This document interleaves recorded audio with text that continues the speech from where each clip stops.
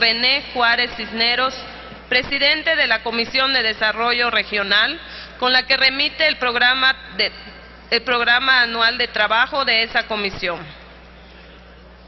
Esta asamblea ha quedado debidamente enterada. Pasamos al siguiente asunto. Asimismo, se recibió una comunicación del senador Francisco Domínguez Servién, del Grupo Parlamentario del Partido Acción Nacional, por la que exhorta a la Cámara de Diputados a concluir a la brevedad los trabajos sobre la reforma laboral que permita a los trabajadores contar con un marco jurídico que garantice sus derechos.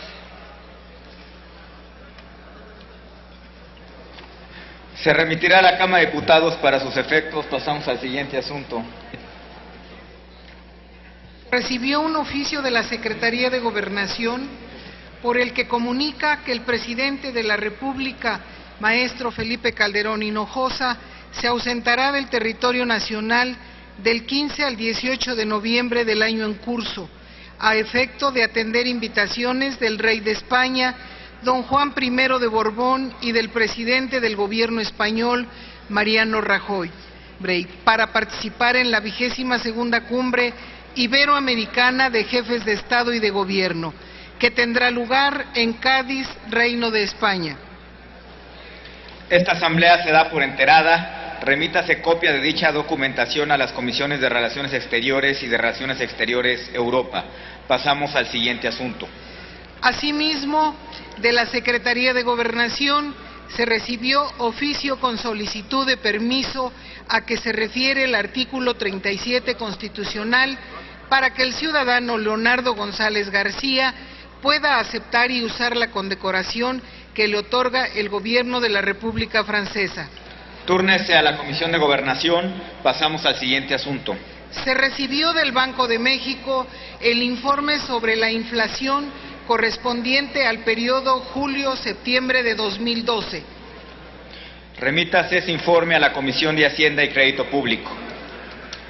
Honorable Asamblea, informo a ustedes que esta mesa directiva suscribió la mañana de hoy un acuerdo en relación con la sesión solemne en la que se impondrá la medalla de honor Belisario Domínguez correspondiente a 2012. Dicho acuerdo está disponible en el monitor de sus escaños. En consecuencia, solicito a la Secretaría de lectura solo a su parte resolutiva. Acuerdo. Primero, el Senado de la República celebrará sesión solemne el 14 de noviembre de 2012 a las 11 horas, a fin de entregar post-mortem la medalla de honor Belisario Domínguez. Segundo, en esta sesión únicamente tendrán lugar las siguientes intervenciones. A. Lectura de la historia proclama del senador Belisario Domínguez por parte de una secretaria de la mesa directiva. Inciso B. Intervención de un senador o senadora a nombre de la Cámara de Senadores.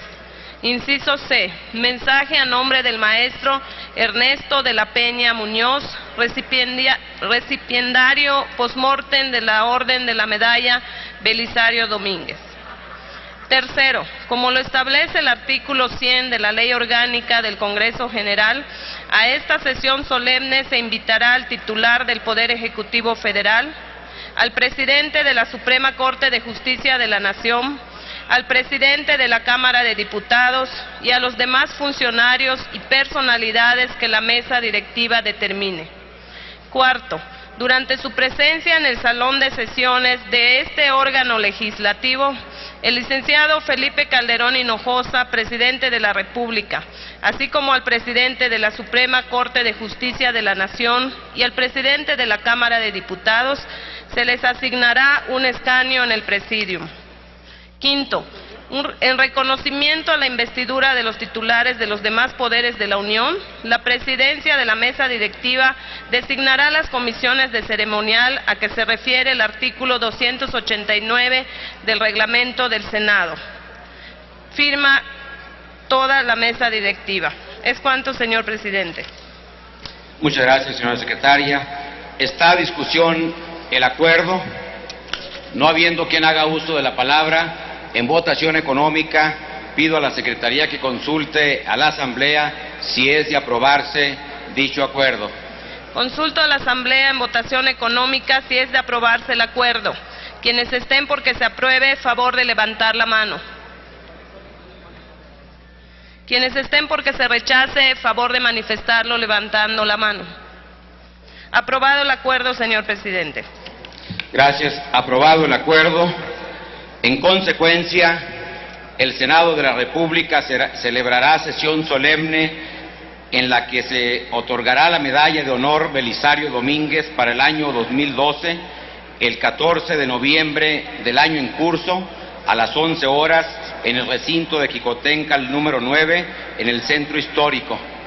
Se solicita al Pleno de la Comisión de la Medalla Belisario Domínguez que participe a la familia del señor Ernesto de la Peña Muñoz la determinación de esta Asamblea para entregarle el galardón.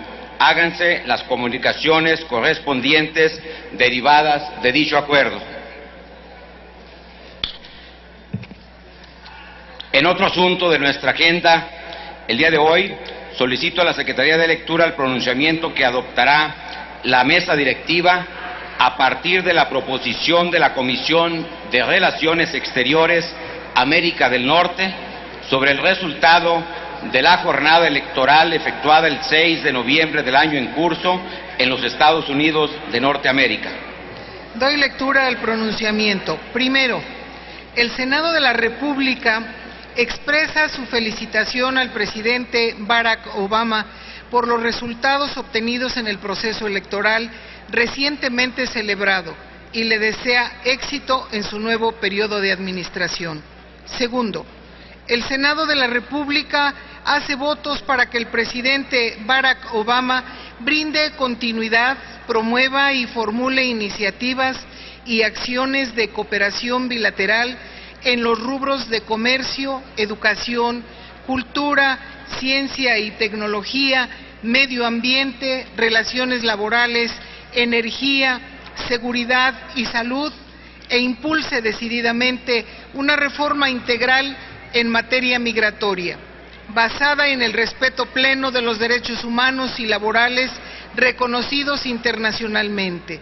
Tercero, el Senado de la República exhorta respetuosamente al presidente Barack Obama a replantear, junto con el Gobierno de México, las estrategias destinadas a detener el tráfico de armas de alto calibre en la frontera, con base en un proceso bilateral respetuoso y de implementación efectiva que permita a ambas naciones conjuntar sus esfuerzos en una perspectiva de largo plazo y que se proceda a revisar los instrumentos y las metas planteadas en la iniciativa Mérida. Es todo, señor presidente. Gracias, señora secretaria.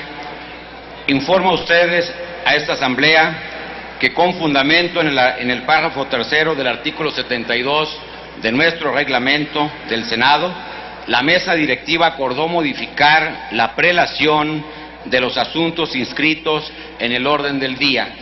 En consecuencia, el siguiente asunto es la discusión de los dictámenes relativos a los requisitos de elegibilidad de los candidatos a ministros de la Suprema Corte de Justicia de la Nación por las vacantes que se generarán cuando concluya el encargo de los actuales ministros Sergio Salvador Aguirre Anguiano y Guillermo Ortiz Mayagoitia. Los dictámenes sobre la cobertura de requisitos de los candidatos se encuentran publicados en la Gaceta del Senado de este día. En consecuencia, se le concede el uso de la palabra al senador Roberto Gil Suar, presidente de la Comisión de Justicia, para presentar los dos dictámenes de los que hemos hecho mención en el uso de la palabra.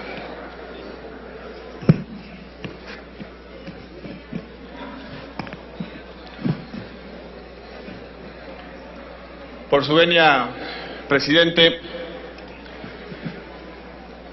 está a punto de someterse a consideración de este Senado de la República los dictámenes relativos a la revisión de los requisitos constitucionales de idoneidad para el ejercicio de la función de ministro de la Suprema Corte de Justicia.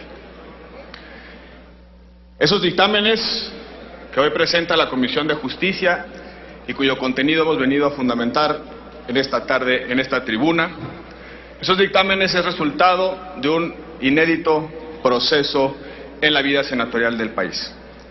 Inédito porque ha resultado una profunda y cuidadosa auscultación de los perfiles enviados por el presidente de la República en cada uno de los ternas. Es un procedimiento, además, que se ha caracterizado por su transparencia y por su publicidad. En la medida en la que toda la información sobre las ternas, tanto la que ha requerido la Comisión de Justicia como la que han presentado quienes hoy integran estas ternas, ha quedado dispuesta para consulta de los ciudadanos. Es también un procedimiento caracterizado por su objetividad.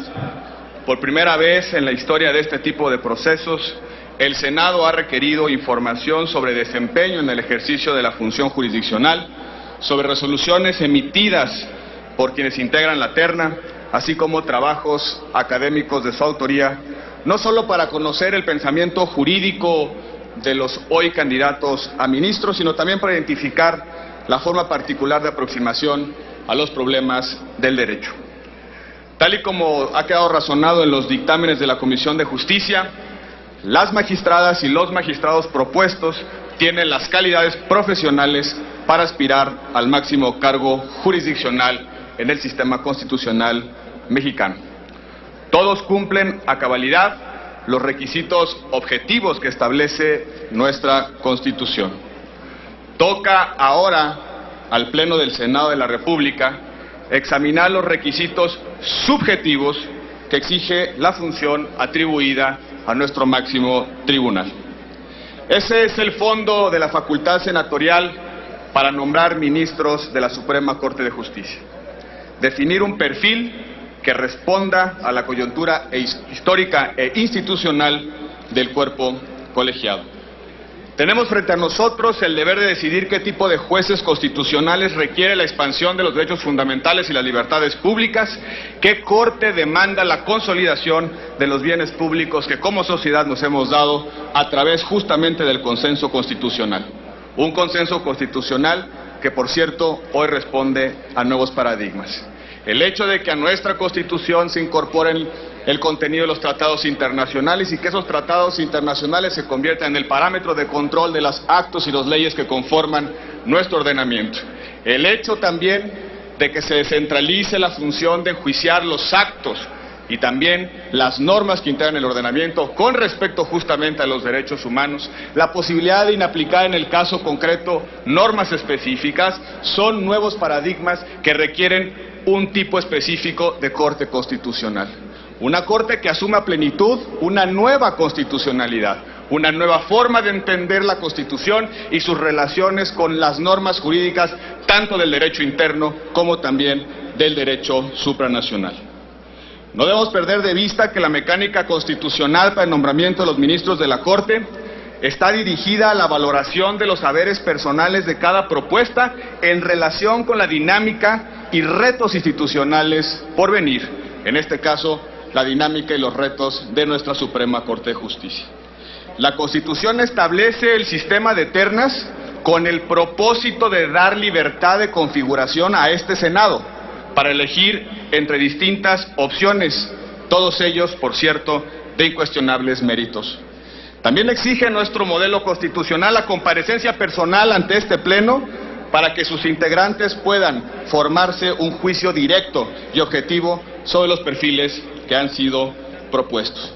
También ese modelo prevé el voto secreto para que cada senadora y senador, cada integrante de esta asamblea, ejerza en libertad su opción. Y por último, se exige mayoría calificada, no solo como garantía de independencia, sino con el propósito de hacer concurrir la voluntad individual con un amplio consenso que no solamente implica principio de legitimidad, sino también el respaldo de la representación popular. Nuestro deber como Senado de la República es encontrar no solo a 2 ministros o ministras que honren la aportación a México y a la justicia de los ministros Aguirre Anguiano y Ortiz Mayagoitia. Nuestro mandato es elegir a quienes serán los guardianes de la Constitución, los guardianes de sus principios y valores, del modelo democrático y de justicia social que define nuestra convivencia, nuestra historia y nuestro patrimonio ético y jurídico. Debemos elegir a jueces constitucionales en el sentido más amplio y puro de la expresión, impartidores de justicia que entiendan la Constitución como norma, pero también como realidad viva, abierta al tiempo, asentada en un consenso que es historia, sí, pero también que es proyecto de futuro. Jueces que reconozcan en los derechos fundamentales y libertades públicas principios que expresan valores civilizatorios que una sociedad se da a sí mismo. Jueces que asuman a plenitud la función republicana de la justicia constitucional, esa función que implica el límite a cualquier expresión de poder con independencia de quien la ostente y también con independencia de las formas en las que ese poder se manifiesta. Quienes han sido propuestos y comparecerán ante nosotros son mexicanos honorables, juristas consolidados, jueces formados en la común aspiración de dar a cada uno lo que le corresponde. Su presencia aquí esta tarde es reconocimiento a su trayectoria, a su labor, a su sentido de responsabilidad y también a su esfuerzo y empeño personales.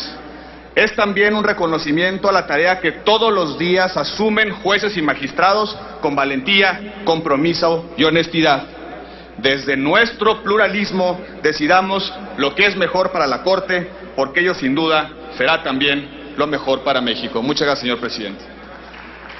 Gracias, señor senador Roberto Gil Suar. Solicito a la Secretaría de lectura la parte resolutiva del primer dictamen. Doy lectura al primer dictamen.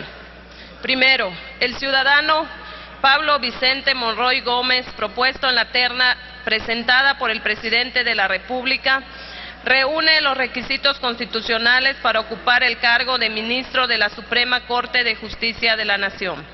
En consecuencia, es elegible para sustituir al ministro Sergio Salvador Aguirre Anguiano al concluir su periodo el 30 de noviembre de 2012.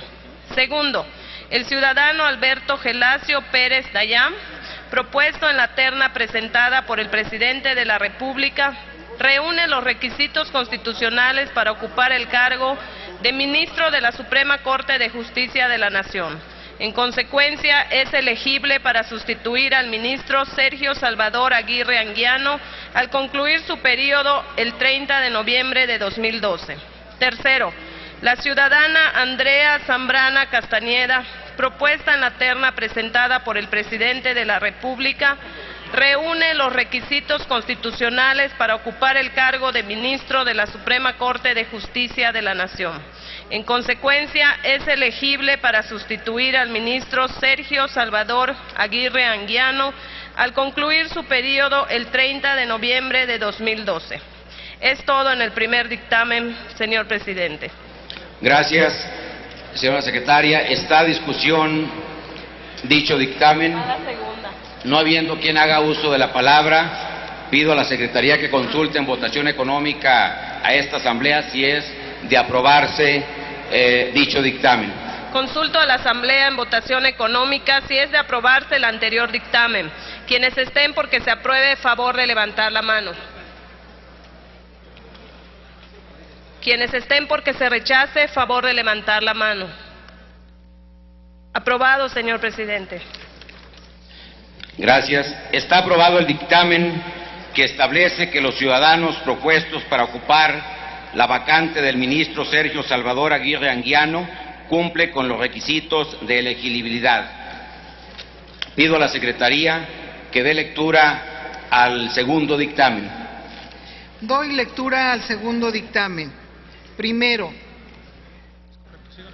el ciudadano Manuel Baraybar Constantino, propuesto en la terna presentada por el presidente de la República, reúne los requisitos constitucionales para ocupar el cargo de ministro de la Suprema Corte de Justicia de la Nación. En consecuencia, es elegible para sustituir al ministro Guillermo Iberio Ortiz Mayagoitia al concluir su periodo el 30 de noviembre de 2012. Segundo, la ciudadana Emma Mesa Fonseca, propuesta en la terna presentada por el presidente de la República, reúne los requisitos constitucionales para ocupar el cargo de ministro de la Suprema Corte de Justicia de la Nación. En consecuencia, es elegible para sustituir al ministro Guillermo Iberio Ortiz Mayagoitia al concluir su periodo el 30 de noviembre de 2012.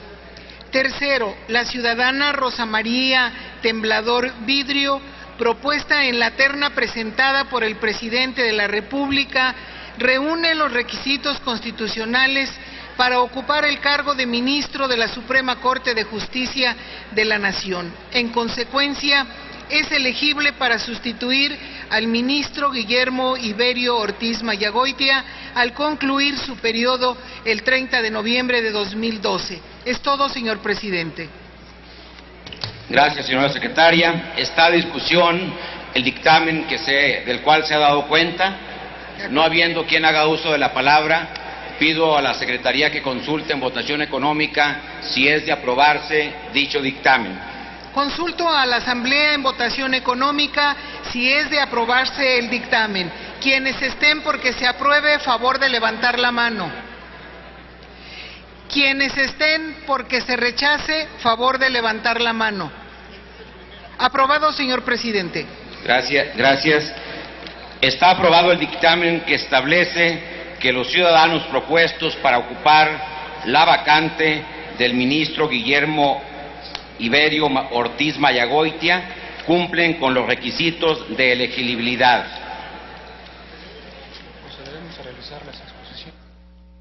En consecuencia, procederemos a realizar las exposiciones de cada uno de los aspirantes a fin de dar cumplimiento al acuerdo aprobado el 11 de octubre pasado.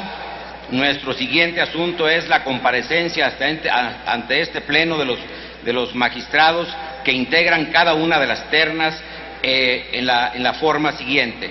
Recibiremos primero las exposiciones de los integrantes de la terna para sustituir al ministro Aguirre Anguiano e inmediatamente la de los candidatos de la terna para sustituir al ministro Ortiz Mayagoitia. Cada uno de los candidatos tendrá un tiempo máximo de 20 minutos para su exposición y no habrá lugar a preguntas o interpelaciones por parte de las señoras y señores senadores. El primero de los comparecientes será el magistrado Pablo Vicente Monroy Gómez, colocado en primer término de la primera terna para cubrir la vacante del ministro Salvador Aguirre Anguiano.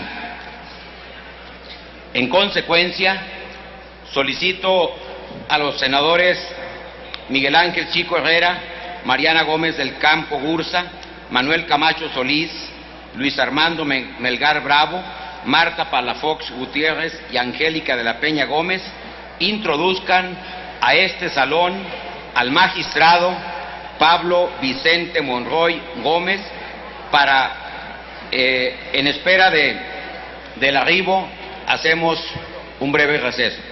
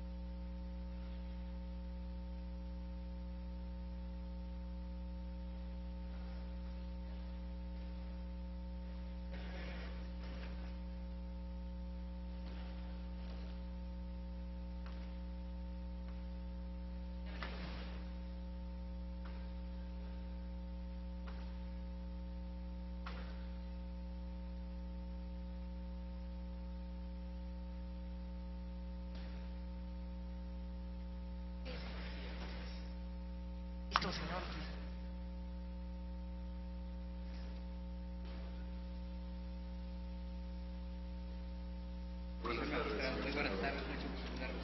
Mucha suerte. Gracias.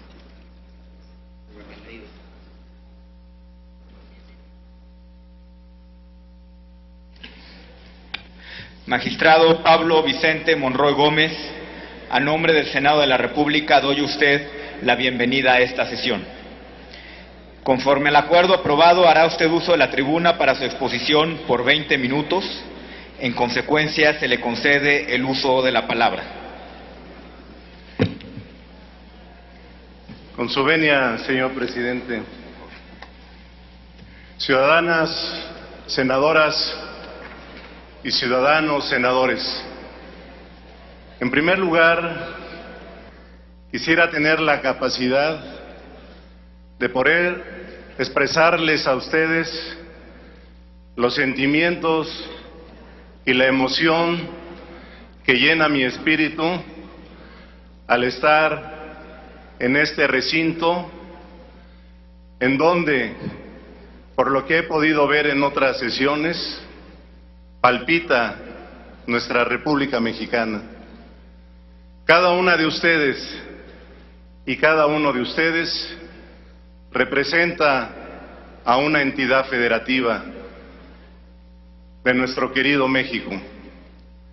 Y hoy, ante esta soberanía, vengo a presentarles lo que son mis convicciones judiciales, lo que son los aprendizajes que he tenido en la vida, y a decirles que estoy preparado, si así lo tiene a bien este Senado, para ser ministro de la Suprema Corte de Justicia de la Nación. El senador Gil Swart, presidente de la Comisión de Gobierno, ya detalló este procedimiento, un procedimiento inédito que ha volcado una serie de elementos de juicio para que ustedes tomen la decisión que consideren más conveniente. No voy a agregar nada a lo que él ya dijo, solamente quiero aprovechar la oportunidad para agradecerles al señor presidente de la República y al señor presidente electo el que yo figure en estas ternas. Pues tengo entendido que después de consensuar lo propio entre ambos mandatarios, se dio a conocer públicamente la integración de las ternas. Y el señor presidente de la República mencionó que había integrado las ternas después de hacer un análisis riguroso, después de hacer un análisis detenido sobre la trayectoria de muchos y muchas magistradas de circuito. Y finalmente se llegó a la integración de las ternas que ya conocen. Extiendo a ambos mandatarios mi reconocimiento por tal circunstancia.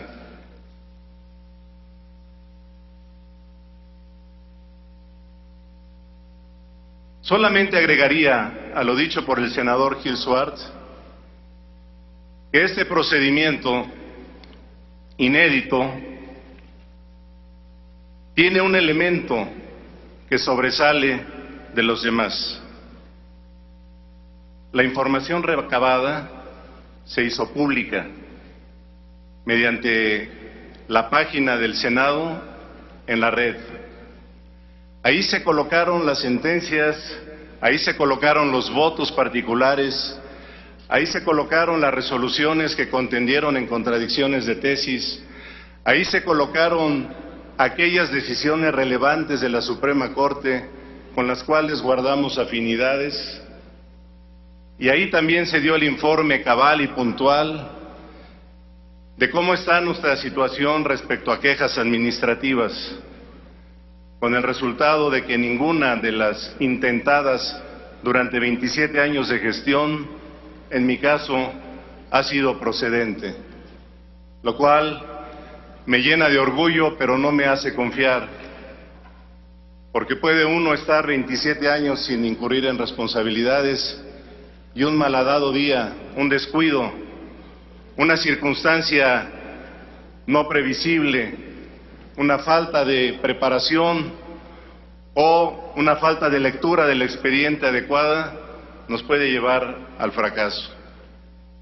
Así de delicada es nuestra labor, se va construyendo día a día, momento a momento. El elemento al que me refiero y por lo cual creo que sobresale es el consistente en que este procedimiento se ha dado de cara a la ciudadanía y la ciudadanía ha respondido mediante réplicas en los blogs, mediante análisis de nuestras decisiones, mediante cuestionamientos a lo que dijimos en las comparecencias, y eso en lo particular a mí me llena de satisfacción porque viene a confirmar que la sociedad civil ocupa un lugar central en un Estado que pregona la democracia y que esa consulta pública nos obliga porque si estamos dando a conocer este procedimiento a la opinión pública, la consecuencia de ello es que debemos tomar en cuenta lo que la sociedad opine, lo que la sociedad exprese, para también construir con ese elemento las decisiones públicas. Es decir, en este sentido creo que el procedimiento tiene sus consecuencias, pues si se auscultó con tanto detalle el perfil de cada candidato, la decisión debe recaer en aquellas o aquellos que resulten más idóneos y capaces, pues ello sería el desenlace congruente. Si se consulta a la sociedad, hay que tomar en cuenta lo que la sociedad expresa. Quiero dejar perfectamente claro, en esta honorable tribuna, que no me mueve la ambición de ser ministro a toda costa. Solo quiero hacerlo si este Senado me considera idóneo y capaz para hacerlo. Y para ello quiero poner a su consideración mi concepción sobre los derechos humanos, la evolución constitucional en nuestro país, el papel que desempeña la Suprema Corte de Justicia y las cualidades que debe tener un ministro de este alto tribunal.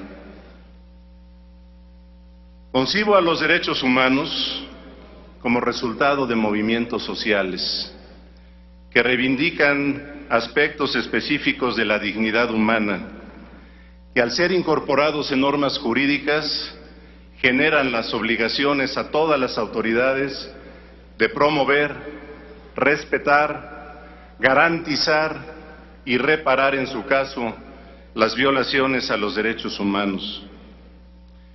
Entiendo la evolución constitucional a partir de la relación entre los derechos humanos, el Estado y la democracia.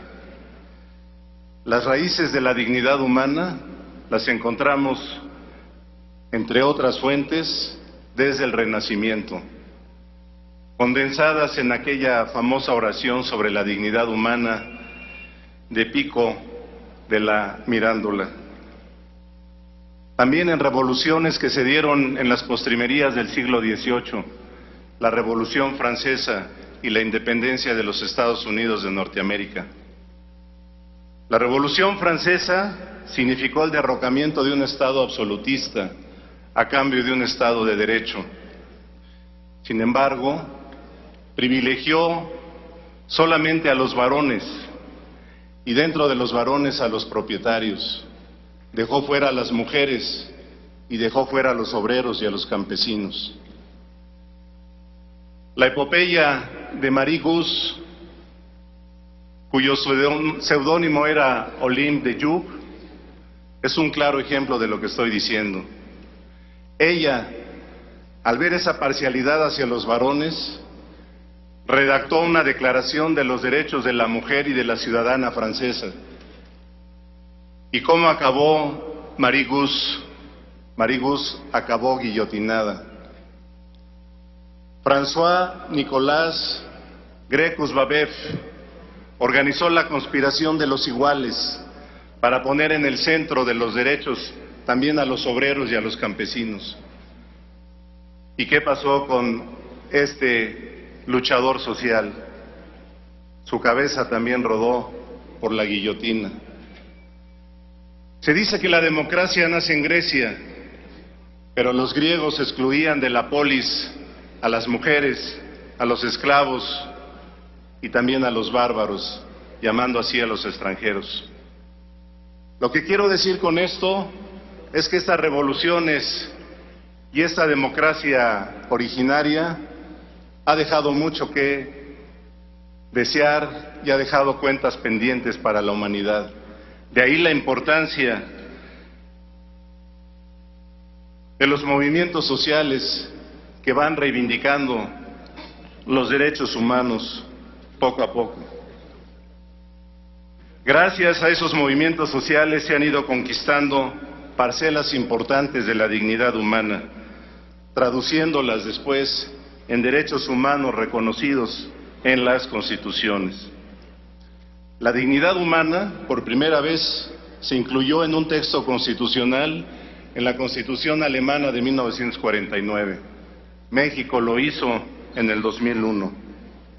Coincido con muchos pensadores en que la modernidad latinoamericana y en particular la mexicana está sustentada con bases cualitativamente diferentes a las europeas y norteamericanas.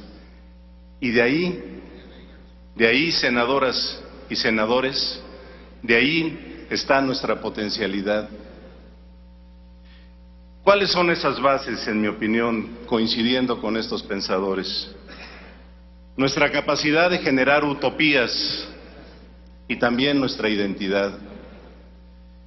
Fernando Viri y Eduardo Galeano ya se encargaron de explicarnos que las utopías nos sirven para guiar nuestros pasos hacia proyectos que procuran el bienestar de todos los seres humanos, no solo de unos cuantos. En este contexto, la reforma constitucional en materia de derechos humanos de 2011, mexicana, es un gran paso que nos acerca a esta utopía. Y me entusiasma la posibilidad de contribuir con nuestros criterios desde la Suprema Corte de Justicia a aterrizar día con día en la vida diaria de los ciudadanos y de las ciudadanas esas importantes reformas. Porque ¿de qué nos sirve un texto constitucional si no aterriza en la vida cotidiana de los ciudadanos? Yo quisiera hacer de los derechos humanos fundamentales nuestro estandarte, que sea nuestra divisa, que sea lo que nos guíe en la actuación judicial de todos los días. En cuanto a nuestra identidad, creo que un rasgo esencial es el pluralismo. Yo inicié mis estudios universitarios en 1968, siguiendo el pensamiento de Seymour Lipset, que habla de las coordenadas generacionales. Yo estoy marcado por esa coordenada generacional del 68. Y de entonces para acá he sido testigo de cómo se ha ido construyendo el pluralismo. El pluralismo político que hoy disfrutamos se debe a un proceso y se debe, entre otras muchas valiosas personas, a ciudadanos mexicanos como don Jesús Reyes Heroles, como Manuel Cloutier, como Eberto Castillo, que creyeron firmemente en la necesidad y en la operatividad de un pluralismo político. Mesoamérica, antes de la conquista europea, era pluricultural. Como nación independiente, intentamos borrar las diferencias y pretendimos una nación homogénea. Sin embargo, el poder reformador de la Constitución enmendó este error en 1999 y aclaró que nuestra composición como nación mexicana es pluricultural, sustentada en los pueblos originarios que existían antes de la conquista española. Entiendo la democracia constitucional como un sistema normativo que distribuye el poder y, parafraseando a Luigi Ferrajoli, articula distintos modelos de democracia: el liberal, conformado por derechos civiles; el procedimental, que nos indica la manera en que se toman las decisiones públicas; el político o participativo, que nos dice cómo se deben participar para tomar estas decisiones, enriquecido ahora con una reciente reforma en la materia política, que ya prevé la iniciativa popular, entre otras cosas. Y sobre todo la democracia sustantiva, la que le da contenido a la democracia, expresada en los derechos sociales. Estos pluralismos, junto con el social, generan conflictos de diversa índole, algunos de los cuales son competencia de la Suprema Corte de Justicia. Ante esos conflictos, considero que el papel que debe jugar la Corte en el seno de un Estado de Derecho democrático, constitucional, y en particular en este momento histórico, es la de ser un árbitro que también está sujeto a reglas y límites, un árbitro que no debe ceder a la tentación de legislar cuando analice la constitucionalidad que se somete a su potestad, un árbitro cuya finalidad es contribuir con los otros poderes de la Unión a la gobernabilidad democrática que nos permita disfrutar del bienestar que nos merecemos todos los mexicanos.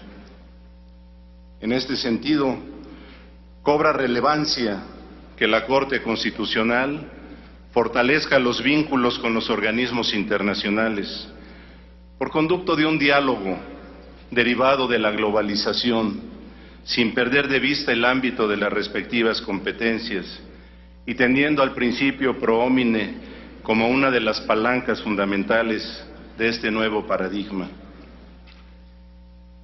Entre otros académicos distinguidos, Ana Laura Magaloni se ha caracterizado por sus críticas contra los poderes judiciales. Coincido plenamente con ella cuando apunta, abro cita textual: nuestro país necesita una Suprema Corte capaz de liderear la transición jurídica mexicana, que con razones y argumentos establezca nuevos referentes colectivos sobre la relación entre la justicia y el derecho, que contribuyan a la renovación de consensos fundamentales y a la pacificación duradera de los conflictos sociales. Fin de la cita. Concibo a una ministra o a un ministro de la Suprema Corte como un juez constitucional que legitime sus resoluciones, que se apoye en su carrera judicial, pero con visión de Estado, con la mira y la acción judicial puestas en un diseño de nación, articulado en un diálogo con la sociedad, respetuoso, leal y propositivo, pendiente de las razones que propongan las partes y de las consecuencias de sus decisiones. Toda sentencia es un acto de poder y por tanto este poder debe legitimarse, en especial las sentencias dictadas por un juez constitucional por el alcance de sus consecuencias. Dicha legitimación se logra a partir de su adecuada fundamentación con el marco normativo, utilizando las teorías del razonamiento jurídico. Por tanto, el juez constitucional debe cultivar la interpretación, la argumentación y la aplicabilidad de las normas conforme a los cánones de la ciencia jurídica, vinculada a la filosofía, a la economía, a la sociología y a la política, entre otras disciplinas, sabedor de que sus decisiones, las decisiones de un juez constitucional, trascienden las fronteras de un conflicto jurisdiccional común y corriente por las consecuencias que tiene para el país en materia económica, política y social.